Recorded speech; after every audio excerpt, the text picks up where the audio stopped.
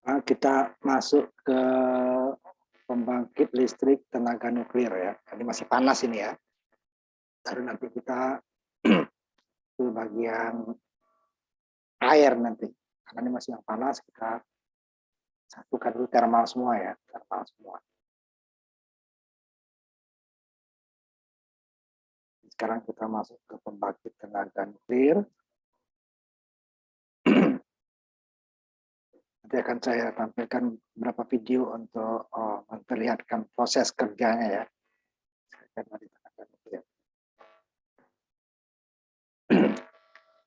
Nah, ini adalah pembangkit listrik ya, yang bahan bakarnya tidak perlu dipasok terus-menerus seperti bahan lainnya seperti uap, diesel, gas, gitu ya, ataupun air ya. Dan di sini dia karena proses dari pembelahan sel yang berantai tadi, jadi dia akan menghasilkan panas yang lama ya, walaupun bahan bakarnya tidak ditambah. Mana nanti kelemahannya adalah bahwa radiasinya itu sangat berbahaya bagi kesehatan makhluk hidup lah ya, bukan hanya manusia, semua makhluk hidup. Jadi di beberapa negara maju itu sudah sangat besar penggunaan tenaga nuklir itu ya, seperti di Eropa ada dua negara, Swedia sama Prancis ya. Prancis itu hampir 80% pembangkit tenaga listrik itu menggunakan nuklir. Bahkan ada Swedia atau salah satu lagi nanti dia 50% lebih. Dan negara lainnya, Amerika adalah terbesar datanya ya, terbesar. Cuman presentasinya dia tidak sebesar di Prancis karena dia negaranya luas dan penduduknya jauh lebih banyak. Ya, termasuk urutan 3 besar, 4 besar Amerika di dunia. Setelah Cina, India, ke Amerika, ke Rusia, Indonesia, ya, ke Jepang, Pakistan, gitu ya, itu negara besar penduduknya di dunia. Maka dia lebih presentasinya ya, tapi kalau total kapasitasnya itu dia paling besar di dunia. Kan nuklir sebagai walaupun presentasinya tidak sebesar Prancis atau beberapa negara Eropa. Nah, ini apalagi nanti kalau namanya bahan bakarnya itu akan lebih cepat ya habisnya. Sedangkan kalau bahan nuklir ini dia bisa di-recycle lagi walaupun dia tidak persis hasilnya seperti semula ya yang kita bahas. Jadi dia salah satu favoritnya. Cuman masalahnya PLTN ini, nah, kalau orang kan nuklirnya bahan-bahan nuklirnya itu nanti akan diproses. Nah, proses ini juga bisa dibuat untuk pembuatan bom atom. Nah, ini yang ditakutin negara ya. Pertama negara sebetulnya bom atom, dia tidak ingin ada negara lain yang bikin. Itu sangat berbahaya ya. Ledakan di Hiroshima Nagasaki saja sampai sekarang ada tempat yang tidak bisa apa-apa. Apalagi sekarang bom nuklir sekarang kekuatannya jauh lebih besar daripada bom atom yang ada di Hiroshima. Puluhan ratusan kali atau ada ribuan kali itu sekarang. Sangat berbahaya. Makanya tenaga nuklir ini akan susah ya. Akan dikontrol oleh Badan Atom Internasional ya. Internasional Atom Energy ya. Agensi yang mengontrol. Semua proses itu akan mulai dari tambangnya, prosesor penjualannya dan pemakaiannya. Proses karena sangat berbahaya, apalagi nanti bisa dibeli ya sama orang-orang yang tidak bisa lihat seperti teroris, itu kan akan sangat berbahaya. Ya. Ukurannya kecil tapi sangat dasar. Nah, di negara maju sudah banyak, ya, seperti bukan hanya pembangkit listrik ya, dia juga untuk menggerakkan kapal induk. Yang kapalnya itu satu kapalnya itu anak buahnya itu bisa ribuan orang ya, di atas 5.000. itu udah sampai satu kota kecil itu ya, yang perawatnya bisa ratusan. Nah, itu dia tidak mungkin menggunakan bahan bakar minyak, menggunakan nuklir. Sehingga bahan bakar nuklirnya itu ya, tidak perlu bahan bakar dipasok terus menerus. Ini pasoknya hanya bahan bakar orangnya, untuk penggeraknya tidak perlu. Kali dipasok dari itu bisa sampai kapal itu pensiun digunakan, masih bisa digunakan. Ini yang jadi tenaga yang sangat besar, tetapi juga berbahaya. Posisi dia sangat berbahaya ya. Dia tidak menimbulkan seperti polusi batu bara atau diesel gitu ya, tidak. Tapi dia radiasinya itu jauh lebih berbahaya lagi. Dia tidak kelihatan, tapi dia bisa rusak. Karena ada sinyal alfa, beta dan gamma keluar. Dari hasil proses peleburan ataupun nanti pembelahan sel. Tapi yang banyak di ininya adalah pembelahan sel. Makanya dia pembelahan sel berantai. Sehingga tidak perlu dipasok terus-menerus. Mulai lemah dia baru dipasok. Makanya dia malah nanti dihalangi ya, supaya dia tidak menembus dinding. Karena dia bisa menembus. Ya. Nanti ada moderatornya. Ya. Jadi biaya satuan per kilowatt jamnya energi nuklir itu bisa sebanding atau lebih rendah dari batu bara. Tapi dia itu tadi bahayanya tadi yang sangat tinggi. Negara maju seperti Eropa, kemudian Amerika Serikat, Rusia, kemudian di Asia itu juga banyak. Mulai dari Cina, artinya kalau Cina punya pasti India punya. India, nanti kita bahas di sini ada contoh-contohnya India ya. Karena negara Asia, negara berkembang dia bisa nuklir, kenapa Indonesia tidak? Indonesia ada skala kecil ya untuk kesehatan dan untuk pertanian. Ada, itu ada ekspor malah bahannya dia. Cuma untuk pertanian dan kesehatan. India ada, udah pasti Pakistan juga. Itu karena saingan mereka ya, saing politik. Nah, kemudian Jepang ya, Jepang dia tidak tergantung itu. Jepang juga karena dia sumber energi mereka tuh boleh dikatakan kecuali energi terbarukan itu juga panas bumi ya seperti itu karena banyak gunung berapi mereka tidak punya sumber energi sehingga mereka menggunakan nuklir minyak tentunya. Nah kemudian Korea Utara dan di Timur Tengah itu Israel. Iran sekarang coba juga, Iran yang banyak malah masalah gitu kan, dari sekian yang maju. Itu bukan masalah ini ya, masalah politik. Gitu ya. Ini dia energi itu banyak batasnya, batu bara terbatas ya, bahan bakar minyak apalagi, kemudian gas yang masih cukup besar itu, tapi dia lama-lama juga akan berkurang gitu ya. Yang seperti Indonesia dulu adalah eksportir minyak. Sekarang dia sudah importir ya. Walaupun kita menghasilkan, tetapi yang kita butuhkan dari yang kita hasilkan lebih banyak kebutuhan. Kebutuhan kita itu di atas 1 juta barel per hari, kemampuan produksi Indonesia itu sekarang kemarin itu ya, kemarin 600.000 barel per hari. Itu masih sisa lebih dari 400-500 perlu diimpor. Lagi negara tidak punya gitu ya. Kebutuhan listriknya pasti dia cenderung ke nuklir. Cuma nuklir itu teknologinya sangat mahal. Dan bahan bakar itu berbahaya.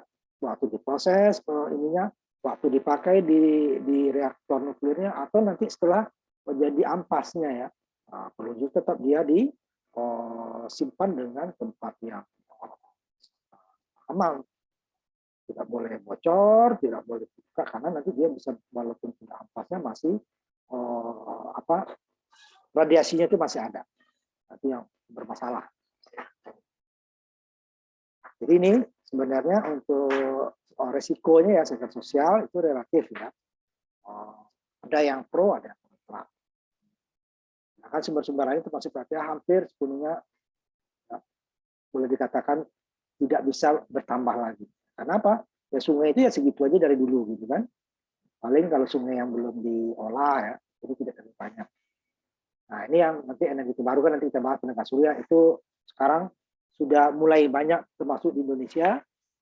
Nah, kalau kamu ingin tahu itu kan, coba jadi anggota grup itu ya, energi solar cell. Udah banyak di orang di Indonesia yang memakai, termasuk sekarang pemerintah sudah mengeluarkan peraturan untuk PLN harus membeli. Banyak yang tadinya dia 700 sampai 1 juta sebulan, kadang-kadang dengan tenaga surya itu dia hanya membayar PLN 100.000, jauh. Ada yang malah nggak bayar sama sekali. Tapi dia kan pada musim hujan seperti ini pasti akan berkurang. Itu kalau energi terbarukan. Jadi kesulitannya banyak sama di Amerika juga karena ada dampak negatifnya. Sama ada radiasinya, kemudian keselamatan pembuangan limbahnya. Tapi setelah jadi limbah juga masih sangat berbahaya. Radiasinya masih ada, ya.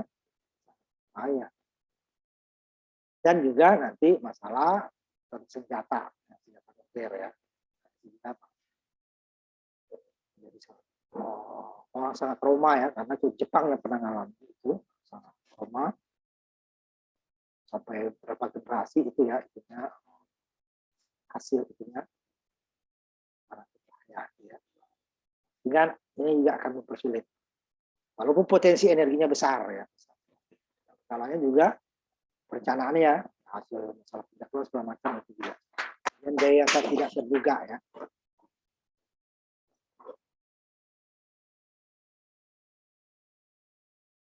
Masalah keamanan tadi dan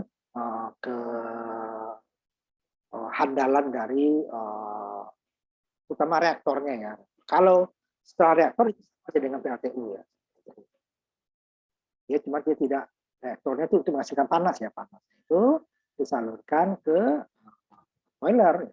Tapi sistem tertutup deh ya. Kayak itulah kita pemanas air dengan listrik itu ya. Kan nggak listriknya dicemburin di situ kan, di dalamnya deh kan. Lilitannya di dalam gulungan itu, nah gulungannya panas, nah panasnya ini sama juga seperti itu. Hasil panas dari nuklir itu tidak tercampur dengan air boiler. Nanti kita lihatkan ininya tadi ya. Juga di Amerika mulai karena terutama ya masyarakat sipil seperti kalau di kita apa namanya itu walhi gitu ya, orang lingkungan lah ya, itu banyak yang juga. Nanti kita lihatkan sedikit proses daripada energi nuklir pada reaktornya saja ya, karena nanti kalau pada sisi ininya pasti sama ya, ininya nanti sama. Kita reaktornya kita ambil, clear ya. Tapi gimana reaktor? Proses secara umumnya dulu. Ya. Jadi ujungnya sama dengan uap lagi nanti ya. Nah ini nih yang reaktornya. Ini sama. Ini boilernya. Nah, ini boiler dia di dalam reaktor nuklir itu sekalian. Nah pembangkitnya di sini panasnya. Ini dihasilkan oleh tenaga bahan atom ya, yang di nuklir, yang di apakah namanya dibelah ya, dibelah. Nah di hasil pembelahannya itu dengan dasar nanti ya, dia akan mengakibatkan pembelahan berantai nanti, sehingga dia akan terus menerus. Nah setelah panas ini tinggi, ini dicabut nih bahan nuklirnya itu. Bahan bakarnya tidak bisa, kalau bahan bakar dicabut dia mati. Nah ini tetap dipanaskan karena reaksi berantai tadi. Dari reaksi berantai tadi dia akan panas. Nah panas ini dimasukkan tabung kan. Nah tabung ini dia masuk ke dalam boiler. Tidak tunggu dia dalam boiler. Kemudian ya dinginnya masuk lagi ke sini, panasnya masuk terus sirkulasi. Ya kalau turun panasnya ini masuk lagi bahan nuklirnya di sini. Jadi dia tidak setiap saat di ini kan, saat bisa meledak ini. Nah ini kan walaupun dia ini terpisah ya, air boiler dengan airnya reaktor, tapi kan yang namanya peralatan sesuatu ada kebocoran. Nah, ini tidak tercemar. Ini tercemar ke sini semuanya nanti. Karena airnya ke sini ya. Ini kalau ke sini kan sudah sama dengan batu bara ya. Ini boiler menghasilkan uap, nanti dipanaskan lagi, jadilah tenaga menggerakkan turbin, di kondensor di sini dinginkan lagi, dimasukkan lagi ke sini. Jadi ya. Ini air kondensor nih, kondensor mendinginkan ya. Kondensor mendinginkan uap tadi. Hasilnya jadi air panas masukin lagi ke sini, pakai pompa tentunya ya. Nah kalau sini dia panas pakai pompa. Nah sedangkan di sini dia tidak ada sirkulasi tertutup. Ini berbahaya ini ya, di dalam sininya. Nanti ada dia apa namanya, reaktor nuklir itu juga berbeda. Sistem Rusia dengan Amerika itu berbeda. Kalau dia Amerika, dia sistem reaktor nuklir air bertekanan. Tapi kalau di Rusia lain lagi, nanti apa contohnya ya. Kalau sini sudah sama dengan di sini nih bahan bakar nuklirnya. Ini yang berbahaya. Makanya ini termasuk digabung sini. Nah, ini juga perlu pendingin sehingga nanti di nuklir itu nanti akan muncul ya yang seperti asap. Itu bukan asapnya ya, ada air dari sini. Apa pendingin daripada pertama ini, kemudian ini juga perlu pendingin. Ya. Sistem kerjanya secara umum. Nah, generator udah jadi listrik. Kita lanjutkan dulu ininya ya, tidak lagi. Itu dia tenaga nuklir secara itunya ya, secara singkat ya dulu ya, nanti kita bahas.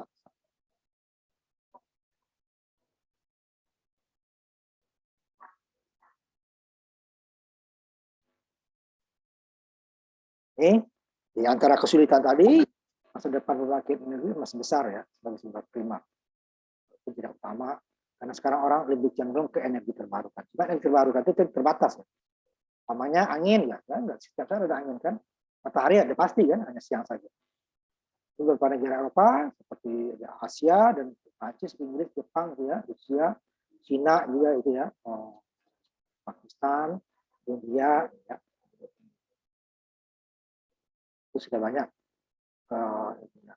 Makanya kenapa ini penting untuk pembangkit listrik sistem nuklir, karena energi nuklir itu kalau dia tidak ada reaksi dia sangat safe gitu ya. Cuman di sini orang-orangnya harus sangat telaten, sangat teliti dan sangat disiplin ya. Tidak boleh kesalahan kecil itu terjadi. Nah, itu kecelakaan Chernobyl nanti kita bahas di belakang nanti. Itu juga terjadi sebenarnya karena kesalahan manusia. Sudah ada apa namanya, sensor indikator dari peralatan sensor, namun itu diabaikan. Jadilah ledakan. Tadi ya, reaktornya tadi yang meledak, reaktor meledak. Nah, reaktor nuklir itu ya, ada dua. Pertama adalah fission atau peluburan. Ini banyak digunakan untuk bom. Tetapi tahun-tahun terakhir ini Rusia sudah bisa menggunakan fission atau peluburan untuk pembangkit listrik. Itu masih dirahasiakan dia ya.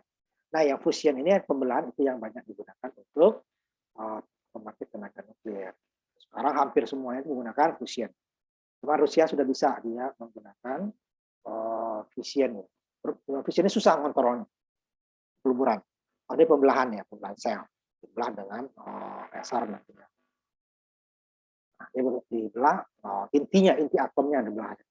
Nah, kalau kita di listrik kan kita kan elektronnya ya bagian keluar dari atom elektron. Ya, atom itu kan terdiri dari dua ya, tiga sebenarnya, proton dan neutron dan elektron. Proton positif, elektron negatif, neutron itu dia netral. Nah, ini yang ini kan dibelah. Nah, tapi di akibat pembelahannya ada akibatnya nanti ya sinar-sinar yang berbahaya. Ini beberapa sejarahnya setelah tahun 45 ya, karena pertama digunakan untuk bom itu ya di Jepang, kemudian ternyata ya kalau bisa meledak berarti dia bisa energinya ada, berarti dia bisa digunakan yang lain ya. Nah, digunakanlah untuk dari 45 sampai 55 itu untuk bahan bakar nuklir ya, untuk kebutuhan energi hampir kemampuan tidak terbatas gitu ya. Tapi sumbernya juga di dunia terbatas. Indonesia juga punya sumber nuklir di Kalimantan. Nah, tahun 5 sampai 73 tadi ada pro kontra lagi kan. Itu sampai sekarang sebenarnya masih. Yang pro bilang ini berlimpah bersih, energi murah. Walaupun tidak semurah itu ya, karena masalah untuk keamanan dan bahan-bahannya harus sangat kualitas yang bagus gitu ya. Kemudian juga operatornya juga orang-orang yang sangat disiplin. Tidak boleh kesalahan kecil itu terjadi. Yang utama itu banyak, radioaktifnya berbahaya, itu benar ya. Dan skala kecil itu ada ya, digunakan di kesehatan. Tapi yang skala besar itu rusak. Nanti ada beberapa kita bahas nanti belakang. Tidak bisa dikesampingkan secara ininya ya. Masalahnya juga nanti takut untuk tenaga nuklir, senjata tenaga nuklir itu yang berbahaya. Orang takut itu. Jangan semua orang bisa membuat bom nuklir gitu kan. Kemudian juga penyimpanan jangka panjang dari ampasnya tadi berbahaya atau tidak. Nah, yang paling bagus sekarang di Prancis. Ampas nuklir Jepang pun dibawa ke Prancis. Itu dikawal dengan kapal perang itu. Padahal beratnya nggak seberapa berat banget gitu ya, tapi dikawal dengan karena dia takut itu dibajak. Ini tahun 5595 banyak reaktor menggancang yang dipastikan. Kemudian sebetulnya juga masih banyak ya. Dan itu juga tuh mulai kurang. 385 Amerika terus apa. Cuma beberapa negara tetap ya diam-diam membangun. Jadi total senjata energi nuklir itu tidak real ya karena ada yang masih disembunyikan. Dari 90 sampai sekarang itu lebih stabil ya. Boleh dikatakan pembangunannya tidak masif. Jadi reaktor nuklir mulai produksi listrik secara signifikan ya yang sangat besar itu mulai dari tahun 70 sampai 1999. Kemudian energi nuklir adalah untuk mengurangi ya ketergantungan dari minyak kan pasokan terus menerus. Nuklir tidak, tetapi ya tadi bahaya-bahaya tadi ininya ya karena ada positif dan negatifnya ya negatif itu tadi. Dan ditakuti juga orang biasa udah bisa ngolah nuklir sudah dekat dia bikin bom. Nah, seperti Jepang itu orang ahli udah bilang itu Jepang itu dengan beberapa minggu sudah bisa bikin bom atom karena dia banyak pembangkit nuklirnya dia bisa memproses walaupun pemurnian bahan bakar nuklir untuk pembangkit listrik dengan pembangkit untuk bom itu berbeda ya. Nanti kita ini kan sebentar ya.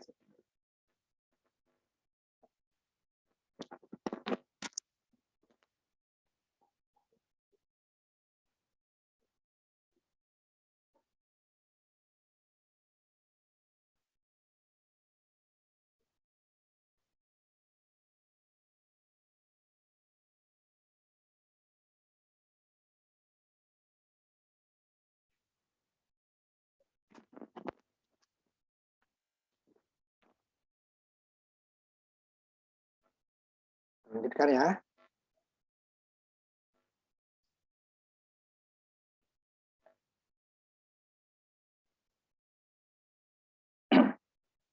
Ini masalah pertumbuhannya saja ya, sudah kita skip aja. Terus minyak itu pada perang Arab Israel ya itu membuat beberapa negara hampir kolap gitu ya, termasuk Jepang. Nah, waktu itu Jepang itu dibantu Indonesia tuh, karena Indonesia kebutuhan minyaknya masih sedikit dan produksinya banyak tuh ya, sehingga bisa diekspor. Nah, ini yang ditakutin orang kalau terjadi apa-apa di Timur Tengah itu sangat berbahaya. Walaupun penghasil minyak terbesar itu adalah sebenarnya Amerika Serikat dan Rusia. Tapi mereka ya, kepakai untuk keperluan sendiri ya sebagai besar, sehingga ekspornya nggak banyak cadangan. Makanya yang banyak itu dari Timur Tengah, Arab Saudi, Iran, Irak, Kuwait, itu negara besar. Di Amerika Selatan, Venezuela, gitu ya. Di Eropa itu hanya Rusia yang lebih banyak. Inggris juga habis kebutuhannya sendiri ya, di laut dalam. Sehingga ini sangat vital ya, cadangan energi lain selain energi batu nikel. Walaupun sekarang nanti kita bahas di energi terbarukan ya, negara Eropa itu sangat banyak. Padahal dibandingkan dengan kita di Indonesia, ya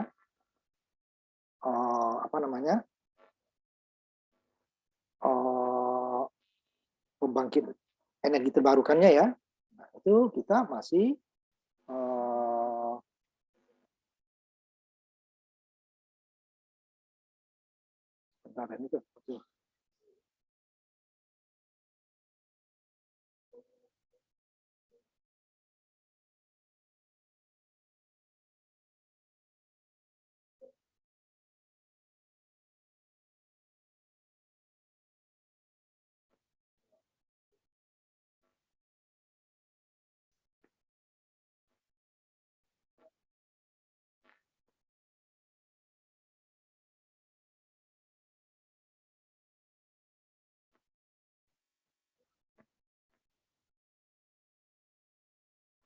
ini kelihatan nggak? Halo? Share-nya kelihatan? Halo?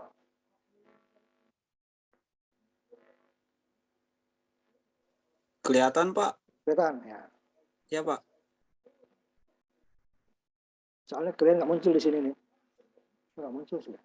Bentar ya, saya stop dulu deh. Di sini muncul kok, Pak. Muncul ya? Bentar. Muncul nggak? Iya, Pak.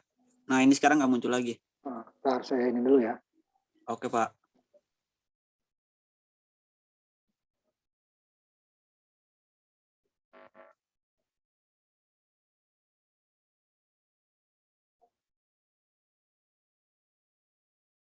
Udah kelihatan ya? Halo? Iya, kalau ini udah kelihatan lagi, Pak.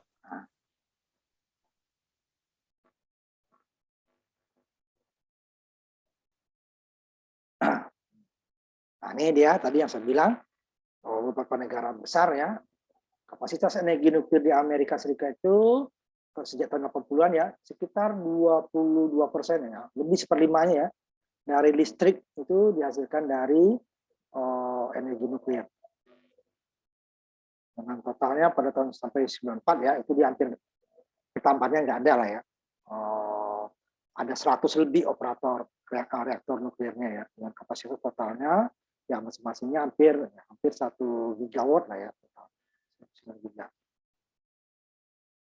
Jadi di dunia energi nuklir itu mewakili sekitar 8% konsumsi energi primer Amerika. Dari total energi itu ya, kalau listrik saja 22%, tapi kalau total energinya, energi utamanya ya primer, termasuk itu yang rumah tangga, pabrik dan segala macamnya itu di 8%. Sebagian besar adalah batu bara, 55%-nya untuk energi. Batu bara itu akan menyebabkan polusi kemarin ya, besarnya, dan dia juga akan habis.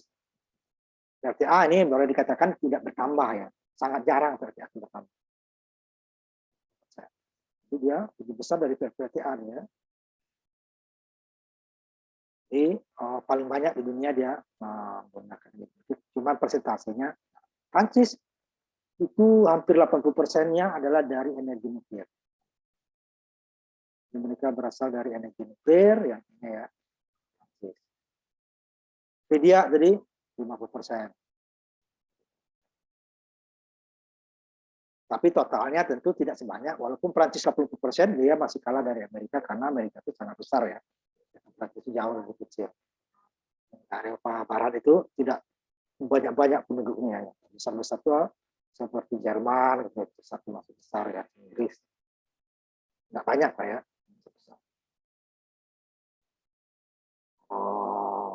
Kadang-kadang provinsi di Indonesia itu lebih banyak daripada penduduk satu negara di Eropa. Itu total dari dunia ya, walaupun ini tadi ada beberapa yang datanya tidak valid ya, karena emang tidak semuanya diumumkan ya, persennya dari energi dan 80% ya dari energi listrik. Hampir seperlimanya. Tapi negara terbatas ya, sekitar 30 negara di dunia, dari negara 250-an negara itu ya, 50 negara. Sekitar 10% ya, 10% lebih dikit. Yang menggunakan reaktor nuklir. Saya bilang tadi kalau di Asia cukup banyak, mulai dari Cina, India, Pakistan, Korea Utara, Jepang gitu ya. Itu sudah Eropa banyak ya. Yang sudah menggunakan nuklir.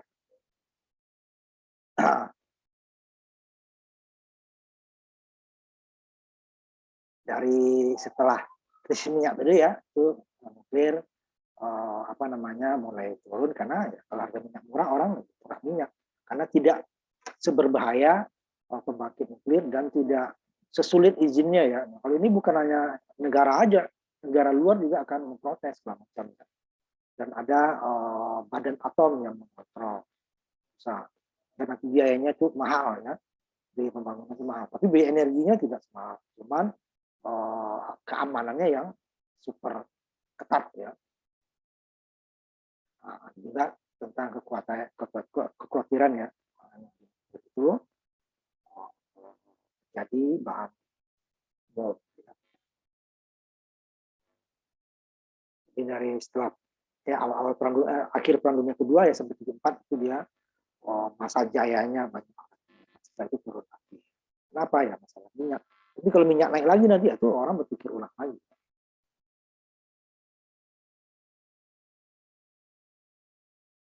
Dan untuk situs sekarang itu tergantung.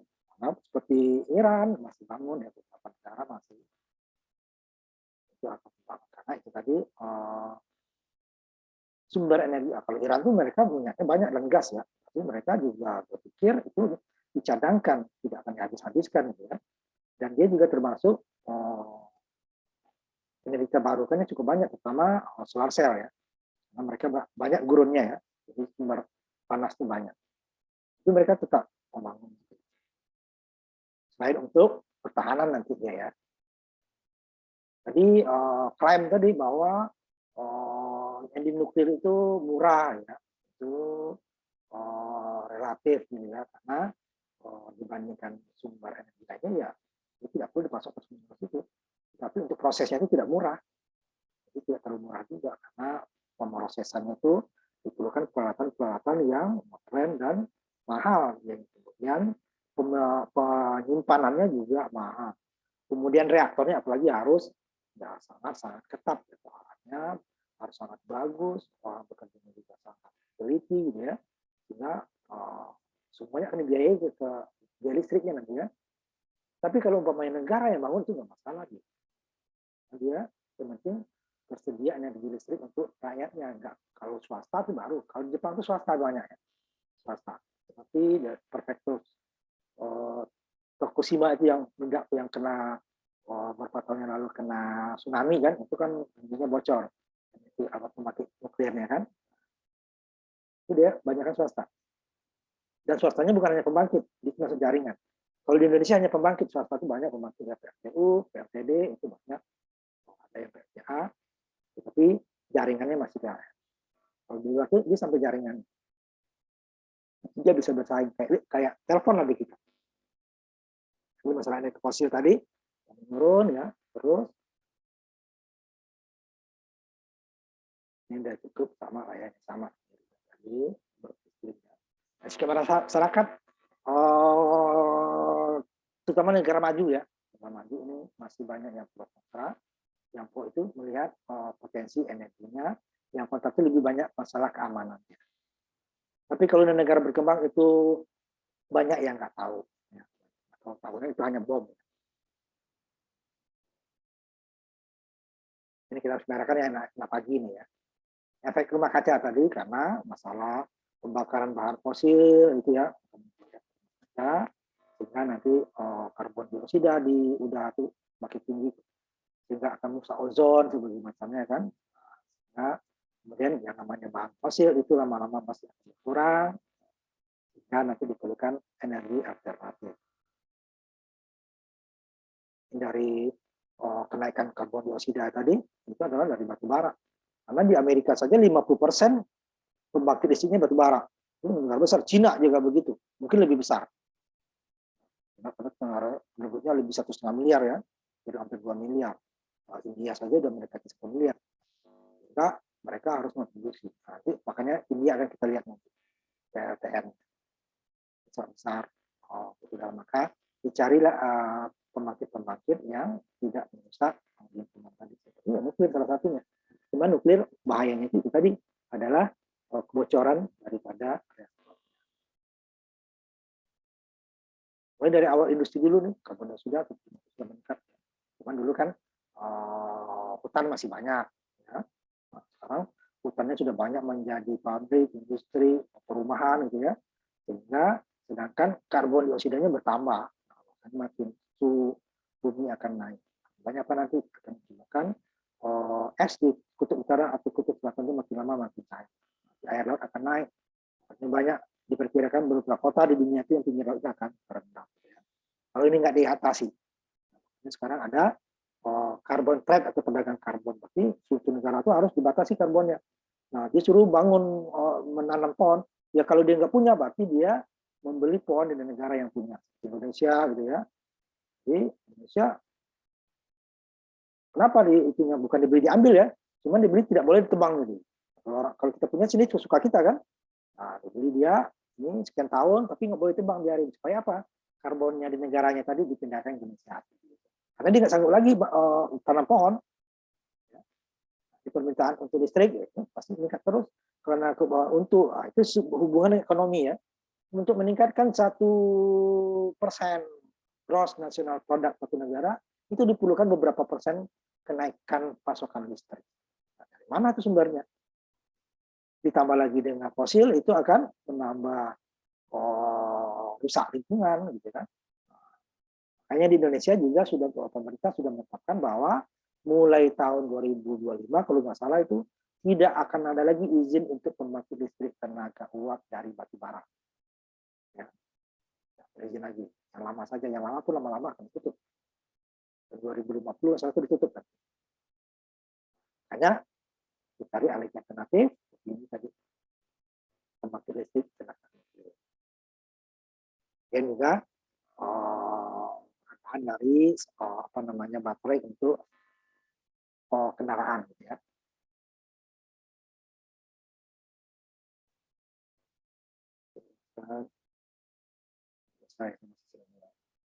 Ini terbarukan nanti khusus kita bahas satu itu sendiri.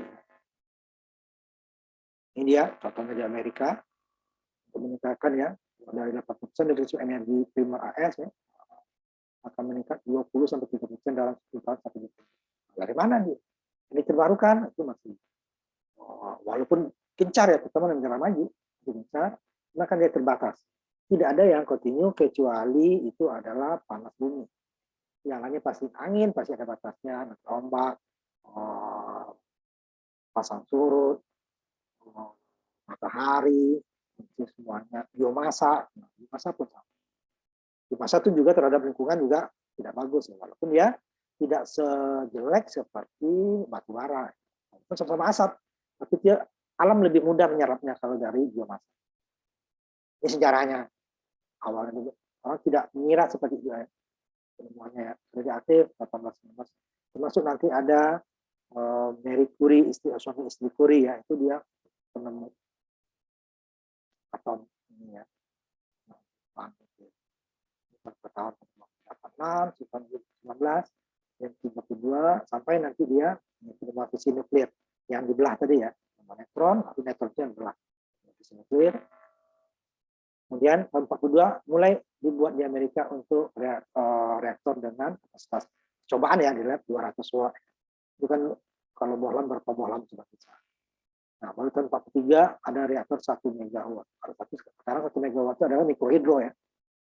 Ini nuklir dulu awal-awalnya. Dan baru 204 lagi kan, dari 1 mega sampai 200 megawatt.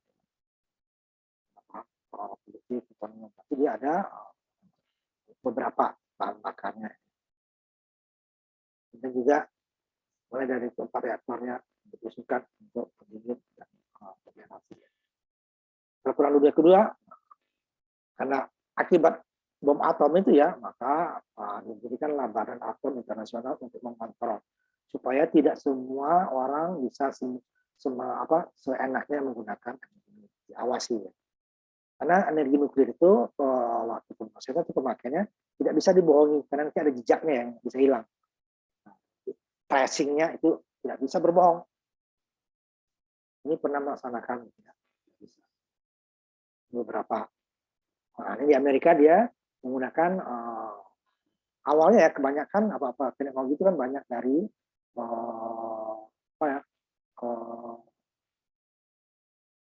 kebutuhan pertahanan ya. Ini enggak angkatan Amerika awalnya juga.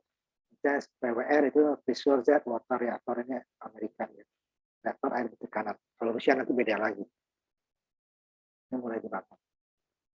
IAEA atau Atom Energy Commission atau Komisi Energi Atom itu akan mulai ekspansi 14 reaktor ya, berkembang terus ya. Kemudian setelah krisis minyak tahun 73-an itu mulai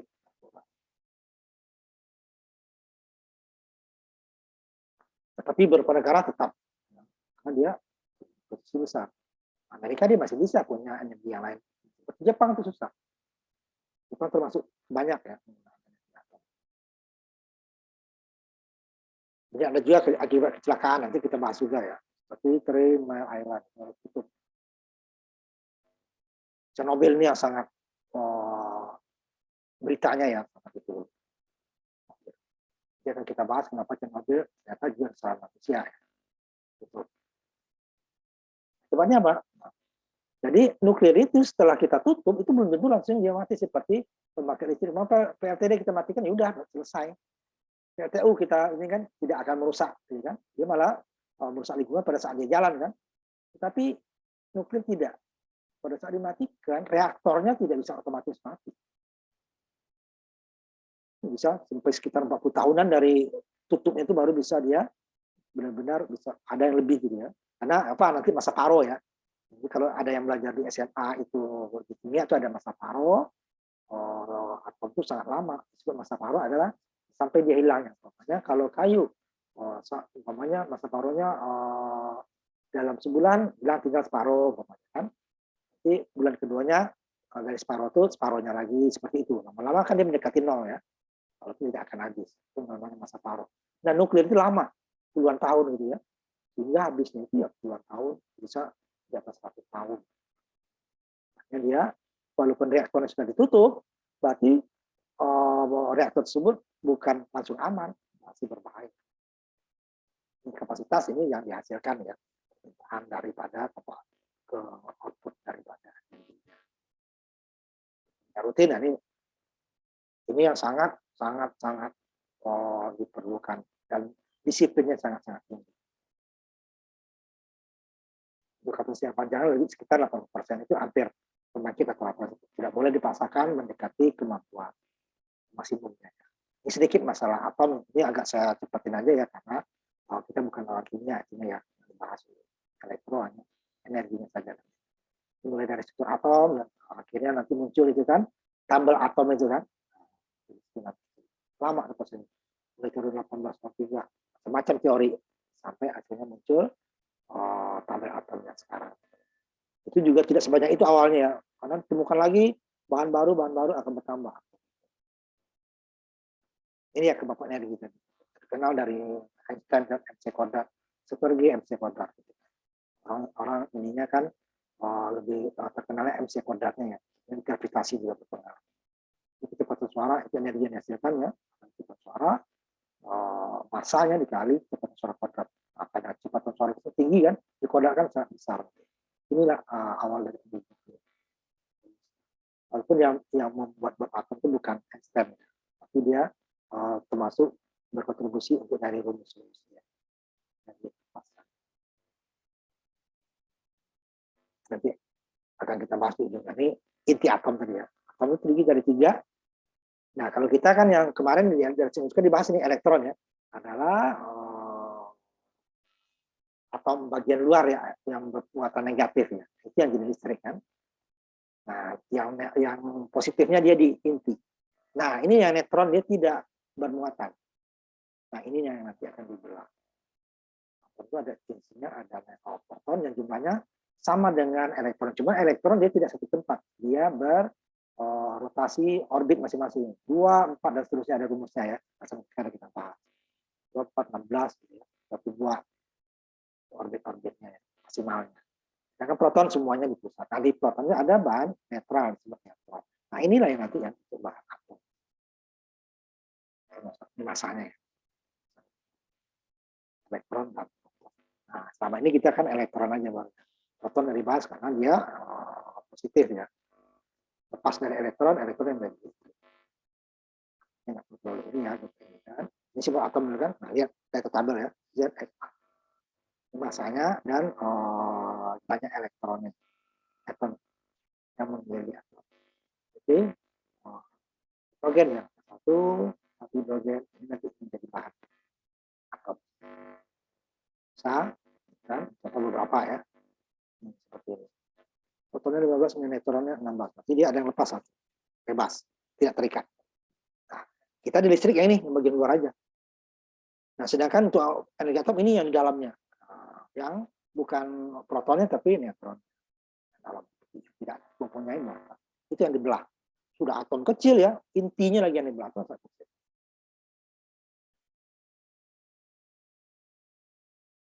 Ini nanti ada neutrino gitu ya. Neutrino ini yang penting nanti dia untuk atom. 50% dari energinya diproduksi oleh pembelahan isi dari neutrino. Neutron inti atom. Ya. Kemudian, nah ini dia mulai masuk ke bahannya, beberapa bahan nanti ya. Ringkasan dari peralatan nuklir. Pertama adalah bahannya, bahan radioaktifnya. Ini umpamanya uranium 235. Ini sudah diproses nih ya. Kalau di alam itu tidak ada yang menerima, itu diproses dulu. Ada jenis pembangkit, nah tadi yang saya bilang, kalau Amerika itu dipakai PWR atau pressure water reactor, sedangkan di Rusia itu dia memakai boiling water reactor, air mendidih, itu bertekanan seperti air mendidih. Beda sistem. Ini palet nih, bahan atom yang sudah dibikin kayak pelet ya, gitu, keras. Palet untuk ikan lah ya, cuma dipanjang masuk dalam yang batang tadi ya, video kita lihat tadi. Jadi di ujungnya akan keluarlah energi itu lah sama besar. Kemudian air bersirkulasi di intinya, yang mengakibatkan panas nanti karena terjadi reaksi. Kemudian ini yang panas dulu diuapkan ya tadi contohnya. Kemudian turbin, nah, seperti simulasi tadi ya. Nah, saya lihatkan lagi sebentar sistem kerjanya. Pertama tadi ini bahan peletnya tadi di sini. Peletnya. Bahan nuklir yang dalam tabung ini, dalam tabungnya ya. Dicelupkan ke reaktornya. Ini akan terjadi dibelah sama laser, itu akan menyebabkan reaksi berantai. Panas reaksi berantainya. Nanti ada akumulator ya, ini akan berusaha menembus kemana-mana larinya ya. Makanya di sini ada dinding pengaman nanti. Supaya dia membalikkan lagi seperti kaca, nanti akan kita bahas. Supaya dia nggak keluar, balik lagi dia lama-lama energinya kan kalau balik turun juga. Sebesar apapun energi lama-lama dia akan berkurang. Nah, pada ini mulai panas ini cabut. Energi kurang celupin lagi ya. Sehingga dia reaksi berantainya bertambah lagi. Panas ini akan masuk ke pipa, sehingga pipanya panas, dimasukin ke boiler, boilernya akan mendidih. Ini jadi uap. Dipanaskan lagi jadi tenaga. Sisanya didinginkan lagi di ujungnya. Tenaga ini memutar generator. Itu sistem prosesnya ya. Nah, ini yang pelet tadi dalam sini. Nah, nanti ini banyak nih, ada air moderator segala macam nanti ya, ada. Nanti kita bahas satu persatu. Ini secara umum dulu tadi nih ya. Secara umum dulu pembangkit listrik. Kebutuhannya ini tadi. Bahan radioaktifnya, kemudian bahan paletnya. Nah, itu tuh di sini ada tempat reaktornya ya. Ini bahan reaktor ada boiler. Baru nanti dia hasil dari boiler menggerakkan turbin menggerakkan hasilkan listrik. Ya. Jadi dua tadi, Amerika dia air bertekanan, kalau Rusia air mendidih. PWR dengan PWR. Ini boiling water reaktor, sedangkan Amerika pressurized atau bertekanan air reaktor air bertekanan. Tadi kesamaan energinya ya. Kan? Tadi kan pakai gravitasi itu adalah apanya namanya deltanya, selisihnya. Dan juga ada nih masa kritis dari tadi isotop tadi ya. Nah, kerapatan dari flux atau aliran partikel radioaktif akan mempertahankan reaksi berantai. Nah, reaksi berantai ini mengakibatkan panas. Lagi di berantai terus ya, makanya dia energinya tidak perlu dipasok setiap saat. Nah, dia akan bergerak. Nah, kita juga kan kalau kita bergerak kelihatan panas. Ini bergerak sama juga atom, inti atomnya. Sehingga ini perlu dikontrol. Sama juga kemarin kita PLTU ya, panas tungku juga kontrol. Kan ya, panas dari piston juga didinginkan lagi. Nah, ini juga problem ya. Kenapa? Bisa melewati kemampuan reaktornya bisa tembus ya. Makanya dikontrol. Tidak jadi ledakan nanti. Kontrol.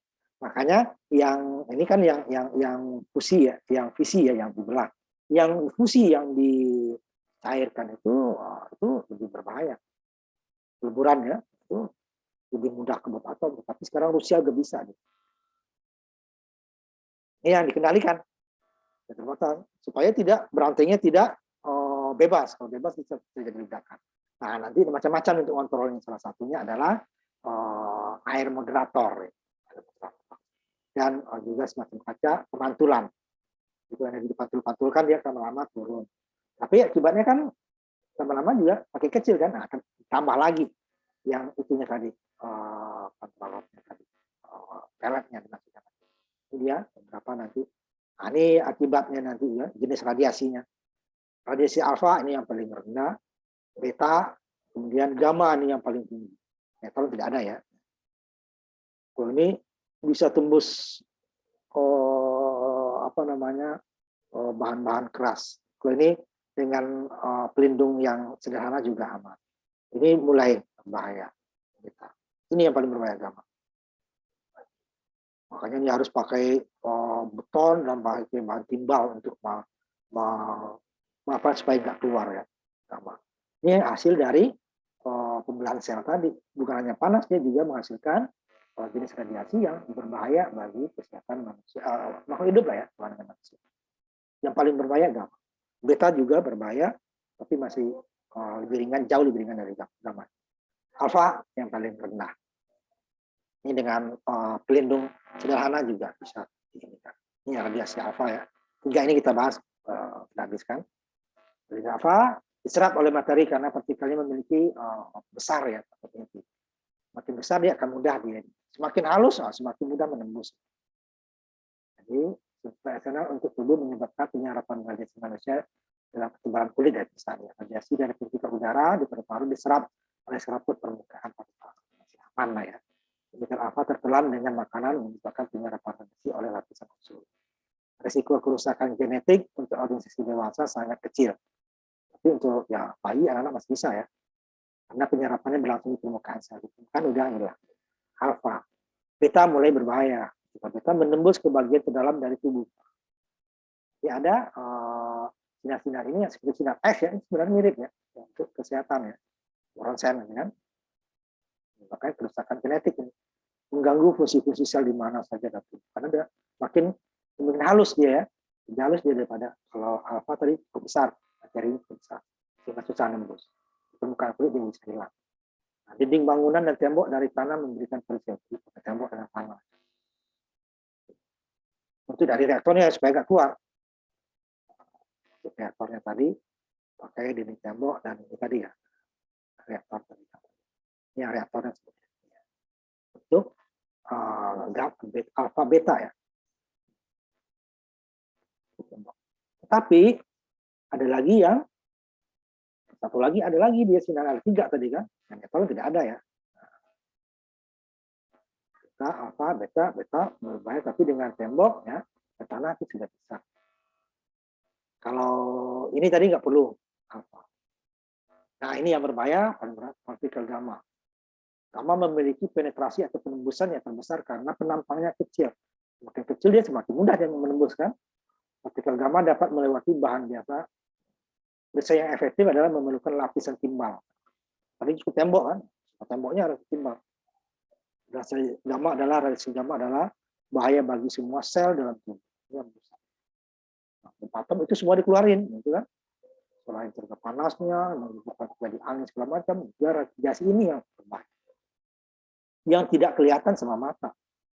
Nah, ini di pembelahan tadi dari aslinya ya. Pembelahan dari uranium 235, jadi aslinya dari 236. Ini fisi hasilnya pelururan ya. Hasil pelururan. Kemudian dari uranium 238 dengan neutron tadi ya, neutrino tadi, dapatnya uranium 235. Ini untuk bahan bakar nuklirnya, ditambah dengan sinar gamma yang cukup berbahaya tadi ya, dengan tembok atau tanah bisa. Ini sama fisien. Kemudian dari uranium 239 tadi ini, ditambah dengan neptunium 236, ya, neptunium akan menjadi plutonium. Ini jadi salah satu bahan atom. Waktu itu ada 2 ya. Hidrogen. Ini 239, ini membuat bom hidrogen.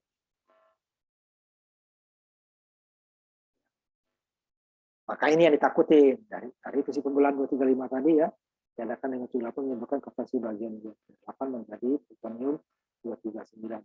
Dapat terkonversi untuk pembuatan bom. Hasil terkonversi dengan jumlah cukup banyak ya. Isotop penengah yang penting untuk kesehatan termasuk ini kesehatan cesium. Jadi tidak semuanya jelek ya. Iodin ini dari uranium cuma dari atom strontium banyak untuk kesehatan termasuk sinar X tadi ya yang skala kecil itu. Nah ini yang disebut masa paro tadi. Kenapa kok lama dia bahan atom ini hilangnya di atau netral jadi tanah? Karena ininya lama. Ini kan jumlah bahan radioaktifnya tadi, maka jumlahnya katakan 1 kilo, gitu kan? Ini jumlah awalnya ya, ini jumlah akhirnya jumlah awal, eksponen dengan T waktunya berlalu dengan periode waktunya nih. Nah, eksponen. Sehingga dia begini dia kan, lama grafiknya tuh. Grafiknya tinggal sehingga lama. Yang lamanya karena T-nya ini lama ya, T-nya perubahannya lama. Sehingga dia mengakibatkan eksponen itu kan begini. Ya, nah, gini kan. Lama waktu sini. Habisnya akan sangat lama. Nah, kenapa dia di penyimpanan itu juga disimpan di tempat yang tidak boleh bocor gitu ya, tidak boleh korosi. Kemudian karena bocor nanti masuk ke tanah itu akan merusak air tanah nanti. Kita akan terpapar oleh radiasi. Ini waktu parohnya. Ininya yang lama. Waktu berlalu ini kan berkurang kan, min mereka turun ya kan dari sini dia berarti kan ke bawah gitu ya. Besar bawah. Min karena min ya. Ini waktunya yang lama. Nah, kalau plastik itu termasuk lama kan dibandingkan plastik dengan daun gitu ya. Nah, ini masa paruh daun itu lebih cepat. T-nya ini lebih kecil daripada plastik. Ini nuklir ini besar. Nah, kalau yang belajar di kimia itu tahu tuh gimana menghitung masa paruh. Dulu kalau anak SLTA, kalau zaman saya dulu anak yang fisika sama biologi dulu ya, kalau belajar masa paruh untuk menghitung masa paruh masing-masing atom. Nah, yang nuklir ini bahannya bisa puluhan tahun baru dia mendekati nol. Bukan nol. Nah, dia masa paruh kan tidak pernah habis. 1 kilo jadi setengah, 1/4, 1/8, 1/6, 1/32 kan tetap bukan nol ya. Tapi udah mendekati habis kalau ini garis ini ya. Nah, mendekati itu habis. Itu dia disebut masa paruh dan masa paruhnya sangat lama. Nah, kemudian masalah etik, nah ini juga Badan Atom Internasional itu ambigu juga ya. Satu sisi dia mempromosikan karena emang nuklir ini dari sisi ada baiknya gitu ya. Tapi dari sisi dia didanai itu penelitian, subsidi bahan bakar sebagainya, tapi dikontrol ya. Tetapi sisi lain dia bilang ini ada kejelekannya, ya pasti ya akibat pemakaian atom. Bahwa ada negara tentu malah dilarang, dipersulit untuk mendapatkan bahan baku karena bahan bakunya ini tidak semua negara punya, hanya beberapa negara. Yang terbesar itu termasuk Afrika Selatan ya terbesar. Kalau kita cukup lah Kalimantan. Nah, satu saat dia mempromosikan, sisi lain dia bilang kejelekan. Sehingga kenapa tadi sebenarnya karena bisa menjadi bom atom itu yang sebenarnya ditakuti oleh Badan Atom Internasional. Kalau beberapa negara yang itu kan mau kalah perang dia atom kan. Negara sekarang ini kan yang punya bom atom selalu bilang kami tidak akan pernah menggunakan pertama kalinya. Pemicunya nggak mau kan. Walaupun kenyataan kan belum tentu. Yang punya Amerika, Rusia, Cina, India punya bom atom kan. Israel, Inggris, Prancis. Kemudian kalau di Asia itu yang katanya Korea Utara sama Israel. Mereka selalu bilang tidak akan pernah menggunakan pertama kalinya. Karena itu sangat berbahaya ya. Apalagi waktu sekarang kemampuannya sangat jauh lebih besar daripada atom. Sampai ada itu benar apa tidak itu sampai promosi ya. Satu bom atom katanya yang istilahnya itu panggilannya tuh satanik yang punya setan gitu ya, punyanya Rusia itu katanya satu bom atom itu bisa menghancurkan seluruh Inggris.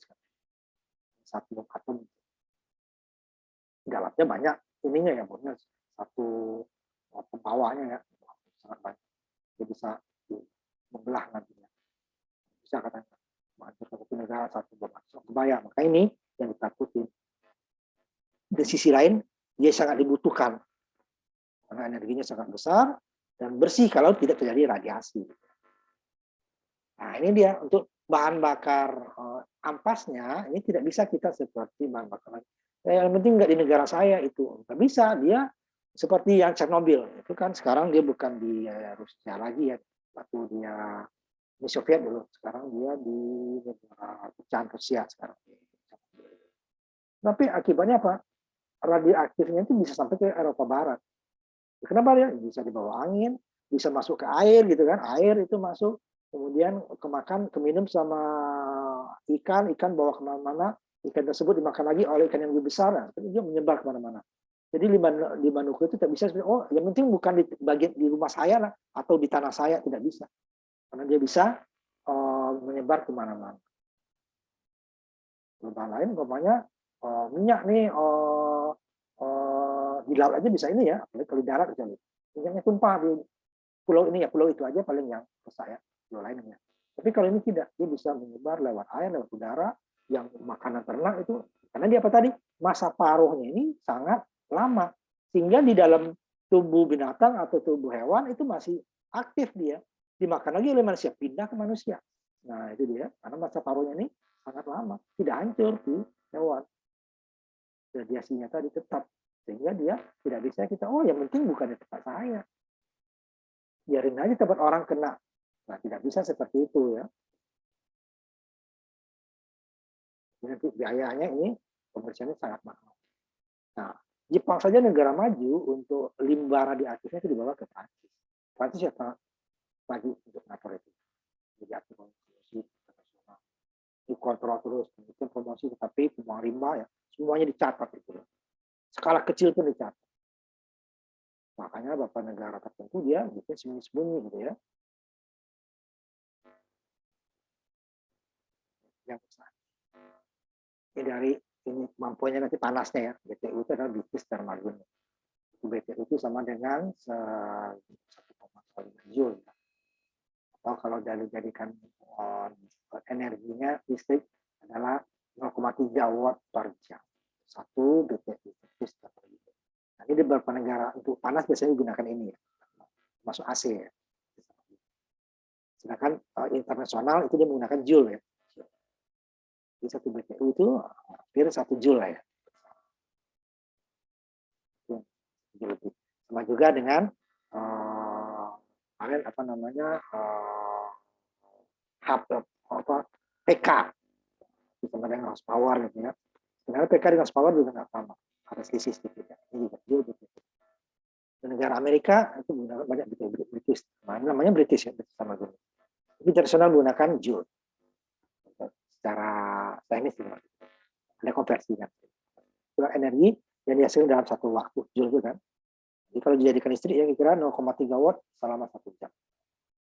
1 joule. Biasanya seperti untuk batu bara juga. Berapa BTU dia? Hasilnya besar terlalu tinggi. Akhirnya dia nanti baru masuk ke bagian-bagian pembangkitnya besar. Jadi kita masuk ke bagian pembangkit listrik yang sebab duanya ya. Jadi dia bisa bagi 3 ya nanti, cuma nanti yang terakhir itu tidak terlalu pemain 2 ini.